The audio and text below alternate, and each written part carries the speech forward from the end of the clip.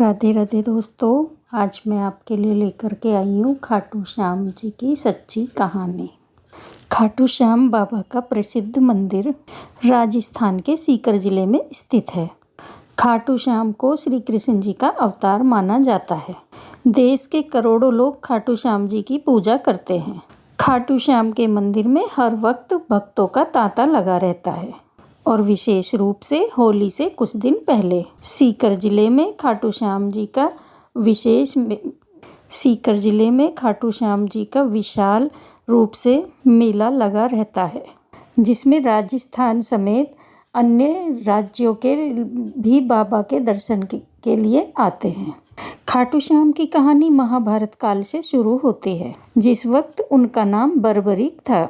बर्बरीक भीम का पौत्र और घटोत्कच का पुत्र था। बर्बरीक बचपन से ही बहुत युद्ध लड़ता था। बर्बरीक ने अपनी माँ से युद्ध कला सीखी थी। बर्बरीक देवी शक्ति का बहुत बड़ा भक्त था। बर्बरीक ने देवी शक्ति की कठोर तपस्या की।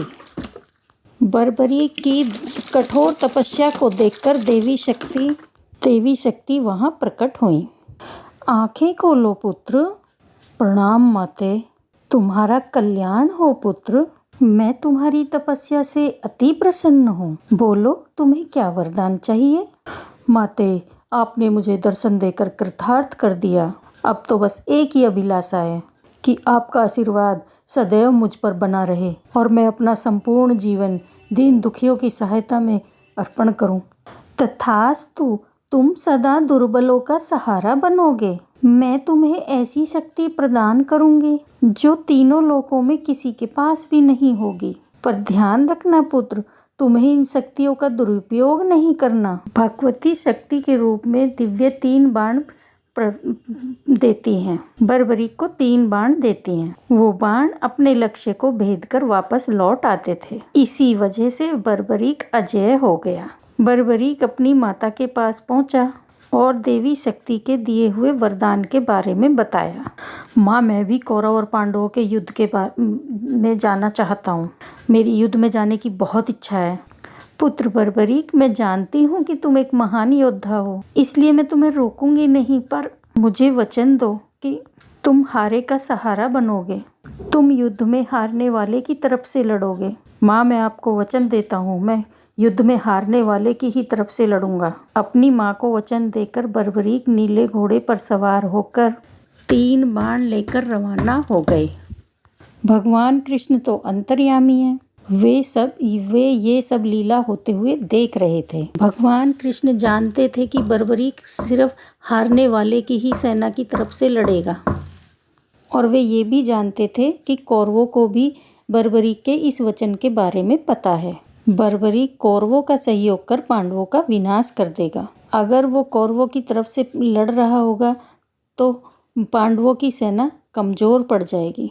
उसके बाद वो पांडवों की सेना में चला जाएगा। इस तरह वो दोनों सेनाओं में घूमता रहेगा। श्री कृष्ण ये जानते थे कि अगर बर्बरीक युद्ध में शामिल हुआ तो कोई भी सेना नहीं जीत पाएगी और अंत में कौरव पांडव दोनों का विनाश हो जाएगा और केवल बर्बरीक शेष रह जाएगा। इसलिए रास्ते में ही श्री कृष्ण ने ब्राह्मण का वेश बनाकर बर्बरीक को रोका।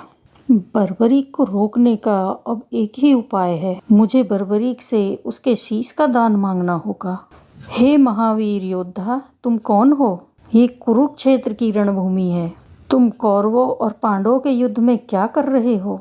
हे ब्राह्मण देव, मैं घटोत्कच का पुत्र बर्बरीक हूँ। मेरा प्रणाम स्वीकार कीजिए। मैं महाभारत के युद्ध में सम्मिलित होने आया हूँ। ऐसा कैसे हो सकता है? तुम मात्र 3 बाण से युद्ध में सम्मिलित होने जा रहे हो? ब्राह्मण देव, ये बाण कोई साधारण बाण नहीं है। इनमें से कोई एक बाण भी शत्रु सेना को पर्यास्त करने के लिए पर्याप्त है, और ऐसा करने के बाद बाण तर्कस में ही वापस लौट आएगा। अच्छा, तो इस पीपल के पेड़ के सभी पत्रों को छेद कर दिखलाओ। बस इतनी सी बात ब्राह्मण देव। बर्बरीक ने ब्राह्मण रूपी श्री कृष्ण की चुनौती स्वीकार कर ली और ईश्वर का स्मरण कर उस पेड़ के पत्तों पर बाण चलाया। बाण ने पल भर में उस पेड़ के पत्तों को भेद दिया। और श्री कृष्ण के पैरों के इर्द गिर्द चक्कर लगाने लगा, क्योंकि एक पत्ता श्री कृष्ण ने अपने पैर के नीचे छुपा लिया था। ब्राह्मण राज, अपना पैर यहाँ से हटा लीजिए, वरना ये तीर आपके पैर को भेद देगा।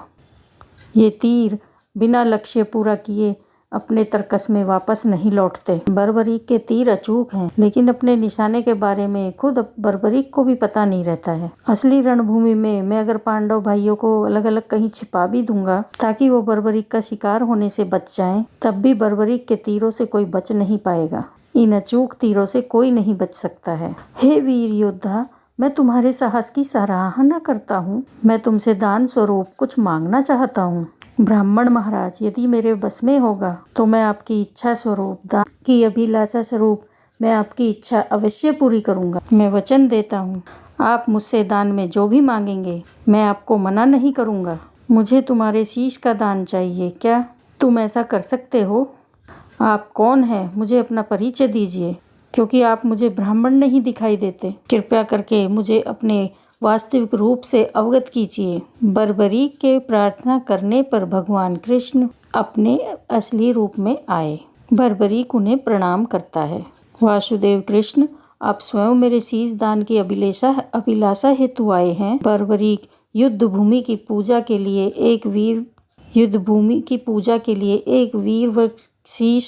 शीश के दान की आवश्यकता है, और तुम महावीर महायोद्धा हो, अतएव मैं तुमसे शीश दान मांगता हूँ। हे वासुदेव कृष्ण, मैं आपको शीश दान अवश्य दूंगा, पर मेरी 2 इच्छाएं हैं।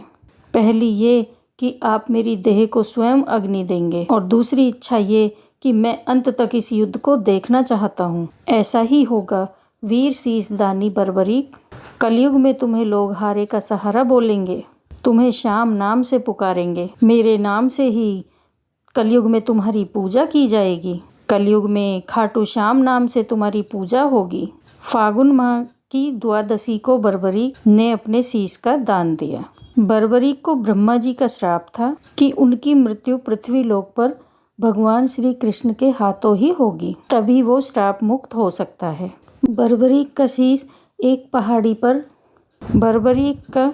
शीश युद्ध भूमि के समीप एक पहाड़ी पर सुशोभित किया गया, जहां से बर्बरीक ने संपूर्ण महाभारत का युद्ध देखा।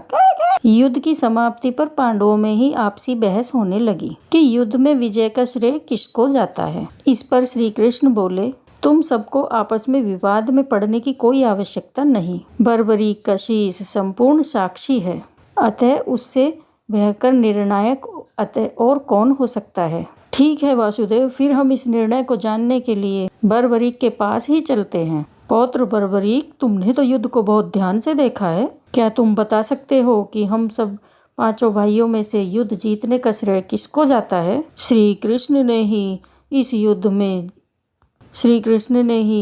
युद्ध में विजय प्राप्त कराने में सबसे महान कार्य किया है। उनकी शिक्षा, उनकी उपस्थिति, उनकी युद्ध नीति निर्णायक रही। मुझे तो युद्ध भूमि में सिर्फ श्री कृष्ण का सुदर्शन चक्र घूमता हुआ दिखाई दिया, जो कि शत्रु सेना को काट रहा था। इस युद्ध को जीतने का संपूर्ण श्रेय भगवान श्री कृष्ण को ही जाता है। वीर बर्बरीक, तुम धन्य हो, तुमने बिल्कुल सही निष्कर्ष दिया। इसके पश्चात सभी पांडव बर्बरीक के निर्णय की सराहना करते हैं और भगवान श्री कृष्ण से क्षमा मांगते हैं, क्योंकि वो जानते थे कि यदि स्वयं वासुदेव न होते तो ये धर्म युद्ध जीतना असंभव था। धर्म की विजय स्वयं वासुदेव श्री कृष्ण के कारण ही हुई थी। भगवान कृष्ण के आशीर्वाद से बर्बरीक को कलयुग में श्याम नाम से पुकारा जाने लगा। आज भी खाटू श्याम जी के अनेकों भक्त रोजाना उनके दर्शन करने जाते हैं और उनसे मनवांछित फल की प्राप्ति करते हैं। दोस्तों, अगर कहानी अच्छी लगी है तो कमेंट बॉक्स में जय खाटू श्याम बाबा की ज़रूर लिखना, और चैनल पर नए हैं तो चैनल को सब्सक्राइब कर देना और लाइक करना। धन्यवाद। जय श्री श्याम।